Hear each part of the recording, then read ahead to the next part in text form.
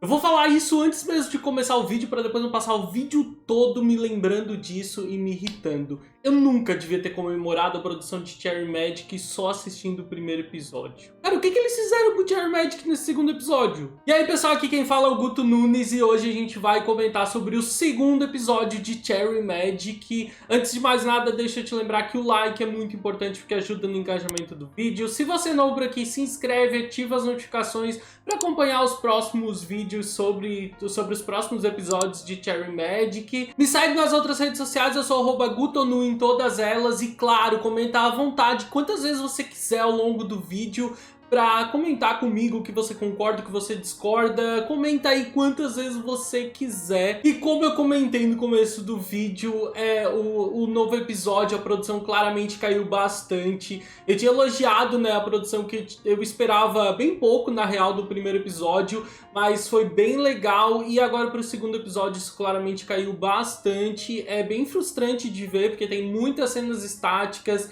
vários momentos onde o traço tá todo torto.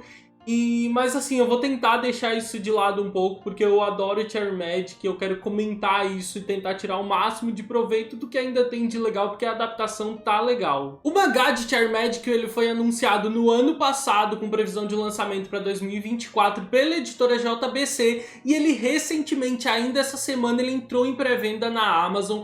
A previsão de lançamento é março desse ano, e ele tem uma pré-venda já com desconto de 20%. Então se você quiser já garantir o seu mangá, eu vou deixar aqui na caixa de descrição um link para você ir lá e comprar o mangá. E claro, não precisa ter dúvida se você está conhecendo esse mangá agora, porque vai por mim que essa obra é maravilhosa. Se você estiver conhecendo ele agora através do anime, vai por mim, confia, ele é perfeito. A gente começa o segundo episódio conhecendo o Tsuge, que é o amigo da universidade do Adachi, né? A quem ele decide recorrer quando ele tá com um problema e que é um escritor, não sei se grande escritor se adequa aqui, mas ele é um escritor e o Adachi recorre a ele porque acredita que ele seja um cara bastante experiente. O Tsuge, ele é um personagem bastante querido por vários dos fãs de Cherry Magic, né? Principalmente por ele ter uma boa personalidade que serve como alívio cômico.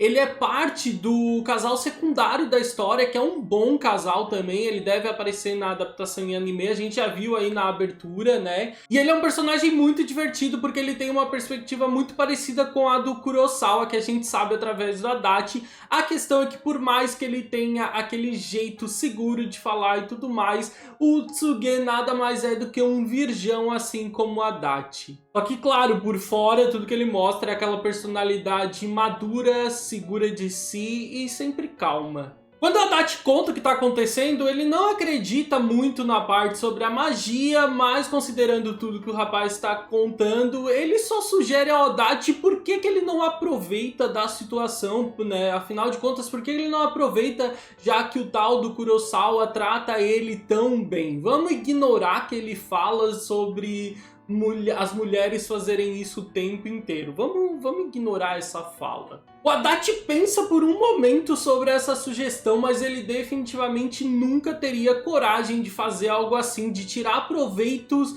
dos sentimentos que são tão genuínos que o Kurosawa tem por ele. Definitivamente poder ler os pensamentos do Kurosawa foi essencial para o Adachi tirar esse tipo de conclusão. Afinal de contas, foi graças a isso que ele entende quais são os reais sentimentos do Kurosawa por ele, né? Que esses sentimentos são totalmente honestos. O Tsuge ainda faz questão de jogar na cara do Adachi todas as coisas nele que provavelmente ainda fazem dele um cara virgem aos 30 anos de idade, e por mais que aquilo doa, ele também diz que pode ser essas coisas que façam com que um homem como Kurosawa goste dele. Ele sugere que o Adachi ele precisa parar e pensar profundamente sobre como ele se sente em relação ao colega de trabalho dele, né? Sobre como ele se sente em relação ao Kurosawa, o que ele sente pelo Kurosawa. Ele deve pensar nisso com calma e ainda sugere que se em algum momento as coisas ficarem estranhas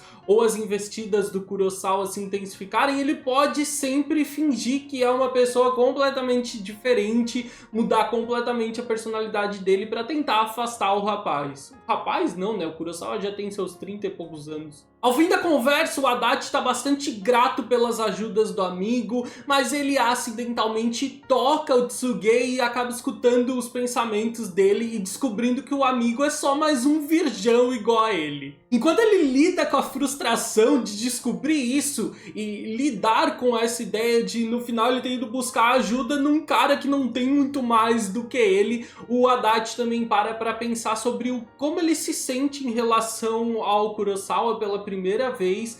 E por mais que ele tente, ele não encontra nada que ele não goste no Kurosawa. E ele ainda percebe o quanto ele acha o cara bonito e legal, mesmo ele sendo um homem. No dia seguinte, durante o trabalho, inclusive, a mente dele não dá trégua e ele continua pensando sobre isso, sobre o Kurosawa, sobre como ele se sente em relação ao Kurosawa. Inclusive, em alguns momentos, a imaginação dele acaba ficando muito fértil, né? Ele começa a ter até alguns pensamentos meio estranhos. Mas ele precisa lidar com aquilo. É também aqui que pela primeira vez os poderes do Adachi acabam salvando o dia, quando Kurosawa tá tendo problemas em uma reunião com um cliente que é muito rabugento, que tá muito irritado e ninguém consegue resolver. O Adachi então se aproxima e usa o poder dele para descobrir qual era o problema, que na real era uma grande bobagem em torno do tipo de bolo que eles costumavam servir para agradar esse cliente. Mas a questão é que não importa a bobagem gigante que era, graças aos poderes do Adachi, ele consegue lidar com aquele problema, resolver a situação e colocar o Kurosawa mais uma vez para poder lidar com esse cliente, né? Poder fazer com que as coisas andem normalmente, a irritação dele suma. Todos na empresa parabenizam o Adachi por ele ser tão observador, por ele ter entendido qual era a situação, qual era o problema, e o Kurosawa vai diretamente agradecer ao Adachi por ele ter tirado ele daquela situação que era tão problemática. Claro que todo mundo aqui sabe que não foi só a percepção do Adachi que fez isso, mas sim os poderes dele. Mas finalmente ele resolveu usar isso de alguma maneira mais perspicaz. Depois do trabalho, então, todos vão juntos beber num happy hour, né? Algumas moças e alguns rapazes do trabalho, isso inclui o Adachi e o Kurosawa. Inclusive, eles brindam pelo Adachi ter sido o cara que salvou o dia na empresa, né? E pela primeira vez, o Adachi se sente realmente grato pelo poder que ele adquiriu, um poder que ele considerava muito bobo. Eles decidem, então, para passar o tempo, jogar o tal do jogo do rei, né? Que alguém é o rei no momento e ele ordena que as pessoas façam alguma coisa. Então eles sorteiam palitos e a menina manda que o número 8 e o 3 se beijem. Só que o destino, ele óbvio, vai fazer com que o número 8 e o 3 sejam o Kurosawa e o Adachi. Todos na mesa incentivam e se divertem com aquela situação. O Adachi, ele tá paralisado, nervoso com aquela situação. O Kurosawa, ele acaba tomando a frente e fazendo uma investida pra cima do Adachi, né? E tá completamente paralisado, inseguro, porque afinal de contas aquele vai ser o primeiro beijo da vida dele. Então o Kurosawa, ele muda a direção e ao invés de dar um beijo na boca do Adachi, ele beija a testa do rapaz e depois sorri pros outros, dizendo que é uma bobagem querer usar o jogo do rei para fazer com que os outros se beijem. E por mais que não fique um climão ali, ele se levanta e sai por um tempo da mesa. O Adachi sai em busca do Kurosawa e encontra ele sozinho, reflexivo, e o Kurosawa garante pra ele que tá tudo bem, que ele só bebeu demais. Ele acaba falando ainda pro Adachi como foi estúpido, como é bobo querer fazer com que dois homens se beijem numa situação como aquela, né, no jogo do rei. Só que o Adachi, acidentalmente ou nem tão acidentalmente, ele acaba escutando os reais pensamentos do Kurosawa nesse momento, por mais que ele pareça indignado com a situação. Na realidade, a frustração do Kurosawa vem de, naquela situação, ter percebido o quão rígido e desconfortável o Adachi ficou em quase ser beijado, e isso levou ele a acreditar que o Adachi realmente não goste de homens. Então ele mentalmente, sozinho, ele se desculpa por ter se apaixonado pelo Adachi. Claro, o Adachi está escutando todos esses pensamentos. solidário, o Adachi vai acabar expondo como ele realmente se sentiu naquela situação. Ele diz que não é que ele achou aquilo de todo ruim, né? Ele não achou um real problema, ele só ficou realmente surpreso naquela situação ao ver a investida do Kurosawa pra cima dele, mas que aquilo não era um problema. Ele diz que ele estava rígido, inseguro daquela forma porque ele realmente nunca beijou ninguém. Ele acaba contando, confessando que ele nunca teve nenhum tipo de experiência romântica com outra pessoa, então por isso naquele momento ele ficou daquela forma, mas que ele não teria achado realmente ruim se tivesse acontecido. Mesmo ele possivelmente tendo se arrependido logo no momento em que ele proferiu todas essas palavras, o Adachi sabe que não tem mais volta depois das coisas que ele falou. Enquanto o Kurosawa, perplexo, ele vai perguntar para o Adachi se ele realmente entende o que ele está falando, se ele realmente entende o significado das palavras que ele acabou de falar. Enquanto isso, a gente acompanha os pensamentos do Adachi mais uma vez refletindo sobre como ele se sente em relação ao Kurosawa. E como esses poderes que ele sempre achou uma bobagem, a partir do momento em que ele tocou o Kurosawa e soube dos reais sentimentos dele, fizeram com que ele tivesse uma vontade de conhecer o Kurosawa muito mais a fundo. E esses poderes passaram a ter um real valor para ele. Então, uma cena maravilhosa, dramática e apaixonada. O Kurosawa faz uma grande investida pra cima do Adachi. Se tivesse uma parede, isso ia ser um cabedon. Mas então ele faz essa investida e ele tá prestes a dizer alguma coisa. Ele faz menção de falar alguma coisa pro Adachi.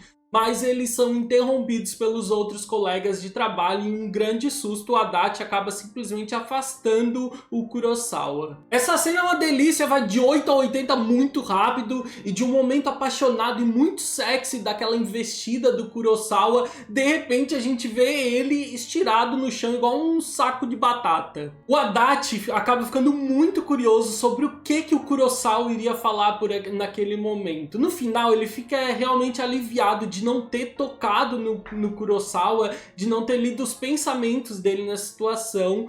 Por mais que ele estivesse curioso, ele acaba ficando aliviado de não saber o que ele ia dizer. No fundo, o Adachi realmente queria saber o que era, mas ele tem consciência de que talvez ele não estivesse pronto para escutar. Então o Adachi foge desesperado depois de escutar os pensamentos de um Kurosawa que o convida para dormir na casa dele. Afinal de contas, tá meio tarde pro último trem, mas ele só dá uma desculpa e sai correndo. Então no dia seguinte no trabalho, ele volta a pensar no Kurosawa e nos acontecimentos da noite anterior, inclusive como ele voltou a ficar rígido e desconfortável quando o Kurosawa convidou ele para dormir na casa dele, né? E tudo que ele fez foi desconversar e fugir naquele momento. Então ele tá surpreso porque o Kurosawa parece realmente normal, mesmo depois de tudo que aconteceu naquela noite e de tudo que eles conversaram. Ele tá muito curioso sobre isso, né? Se perguntando, até que ele acidentalmente acaba mais uma vez escutando os pensamentos do Kurosawa. O colega do Adachi, ele tá realmente feliz sobre tudo que aconteceu, sobre o que o Adachi disse pra ele,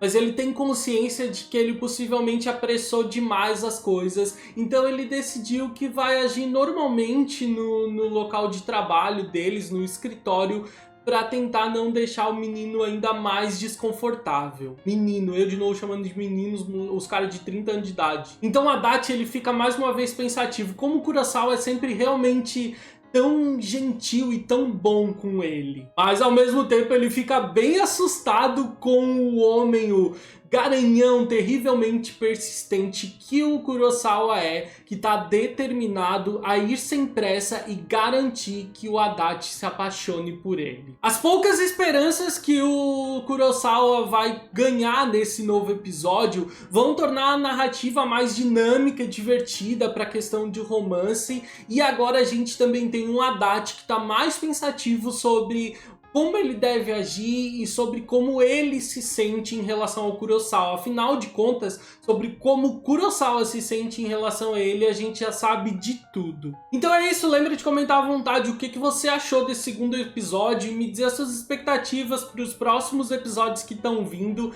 Eu espero que vocês tenham gostado do vídeo, eu vejo vocês no próximo vídeo. Um grande beijo, tchau, tchau!